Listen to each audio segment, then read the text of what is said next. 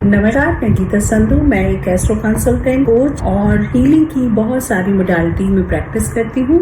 आज मैं आपके साथ मंत्रों की बात करना चाहती हूँ क्योंकि नवरात्र का समय है और इस समय में जो एनर्जी हमारे एनवायरनमेंट में होती है वो स्पेशल बहुत ही ज्यादा इंटेंस एनर्जी होती है, जिसका हम बहुत अच्छा उपयोग कर सकते हैं अपने मंत्रों के माध्यम से अपने जीवन में बहुत कुछ बदलाव लाने का। तो सभी को मालूम है कि जब भी सीजन चेंज होते हैं एक डिफरेंट तरीके की एनर्जी आपस में मिल रही होती है और इस संधि काल में जब भी हम कुछ मंत्रों का इस्तेमाल करते हैं अपनी ग्रोथ के लिए, अच्छे के लिए, तो वो हमेशा हमें फलदायी होते हैं। मंत्र क्या होते हैं और मंत्र क्यों करने चाहिए, कौन कौन मंत्र कर सकता है, क्या एलिजिबिलिटी है, आज के बारे में बात करते हैं।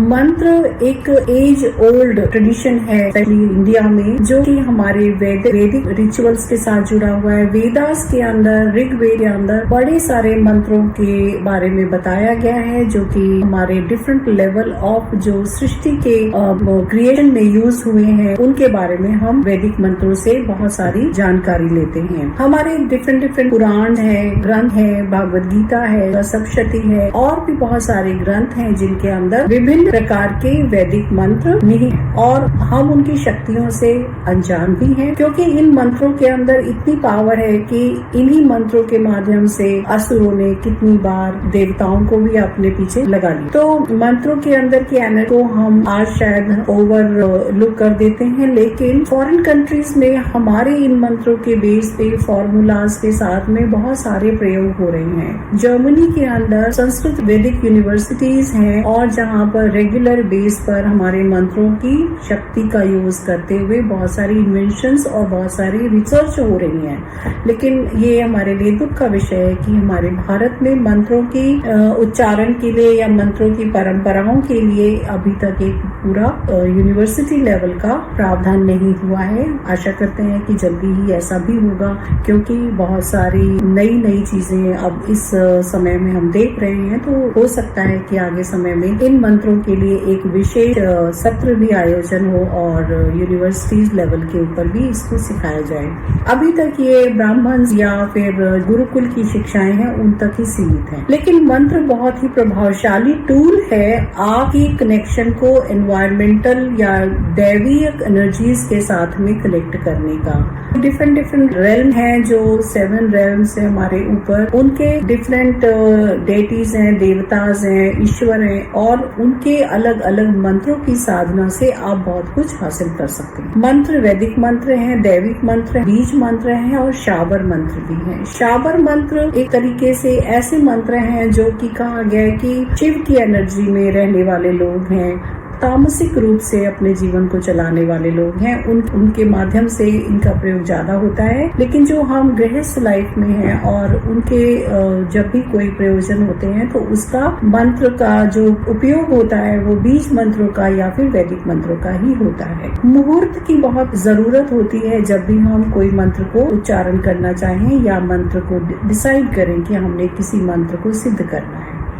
तो जब भी आप तिथि देखेंगे तो प्रतिपदा की तिथि, जो शुक्ल पक्ष की तिथि होती है, वो आपके मंत्रों के लिए सर्वोत्तम होती है, क्योंकि जैसे जैसे चंद्रमा बढ़ता है आपके मन की स्थिति भी और उजागर होती है और जब वो अपने अच्छे एक डिग्निटी में आ जाते हैं, कहते हैं कि चंद्रमा जो है षष्ठी के बाद मजबूत हो जाते हैं, तो पंचमी के दिन को आप मंत्र सिद्धि के लिए यूज कर सकते हैं। तो चंद्रमा पंचमी के साथ में आपको मानसिक खान देते हैं, तो आप इन समय की एनर्जीज बहुत ही ज्यादा तीक्ष्ण होती हैं और हमारी एनर्जी उनके साथ जब कनेक्ट होती है तो इसका प्रभाव बहुत ही त्वरित होता है।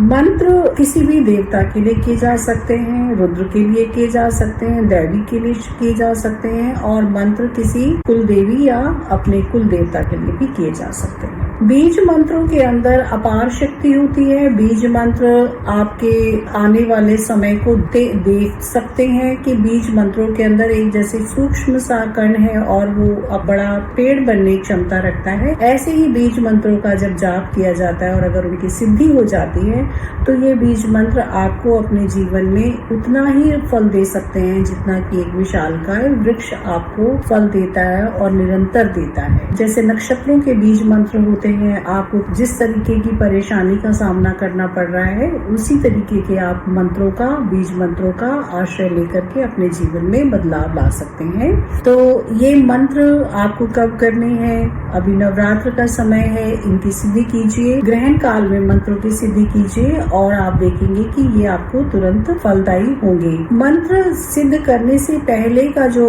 एक उपक्रम है उसको भी जानना जरूरी है। मंत्र सात्विक होते और सात्विकता के साथ ही जब इनको आप करते हैं तभी ये आपको फल देते हैं। अगर आप अपने रूटीन में ऐसा कुछ करते हैं जो सात्विकता के साथ नहीं जुड़ता है तो इन मंत्रों को आप फलित होते हुए नहीं देख पाएंगे। तो आपको अपने खान पान, अपने व्यवहार, आचरण, हर चीज में बदलाव लाना ही होगा, क्योंकि आप किसी ऐसी पावरफुल एनर्जी को इन्वोक कर रहे हैं जिसके आने से या जिसकी प्रेजेंस के लिए भी एक सर्टेन एनवायरनमेंट होना चाहिए। तो जब आप सात्विक रूप से अपना भोजन शुरू करते हैं, कहते हैं कि जैसा अन्न वैसा मन, तो आप अपने पहले से तैयारी करके रखें। देख, जब नवरात्र शुरू होते हैं तो लोग प्याज लहसुन भी छोड़ देते हैं, मीट अंडे और बाकी चीजों की तो बात ही क्या। तो आपको अपने अंदर, क्योंकि ये चीजें के अंदर के तमस को बढ़ाते हैं और जब तम बढ़ता है तो उन्माद या आलस्य बढ़ता है और वो एनर्जी फिर आपके पास नहीं आती है। इसलिए हमेशा आपको मंत्रों की सिद्धि करते समय एक सर्टेन टाइम तक आपको अपने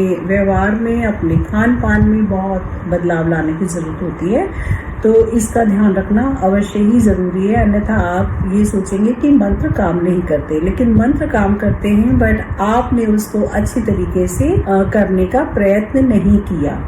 आपका खाना पीना सोना, इन सब चीजों में कुछ कुछ वर्जनाएं होती हैं, कुछ कुछ प्रयोग होते हैं, उनको करना ना भूले।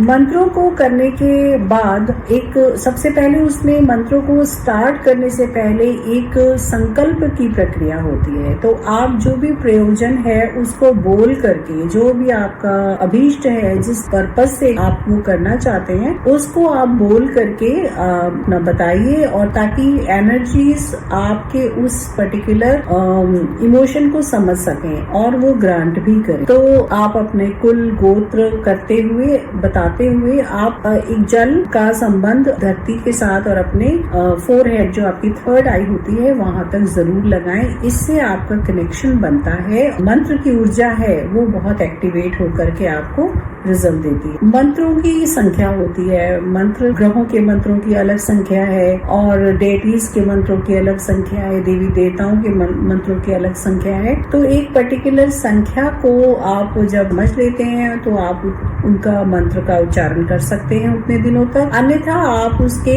डिविजनल पार्ट को भी कर सकते हैं, जैसे आप सवाया कर सकते हैं या आप उसका हाफ कर सकते हैं, आप उसका हाफ का हाफ भी कर सकते हैं।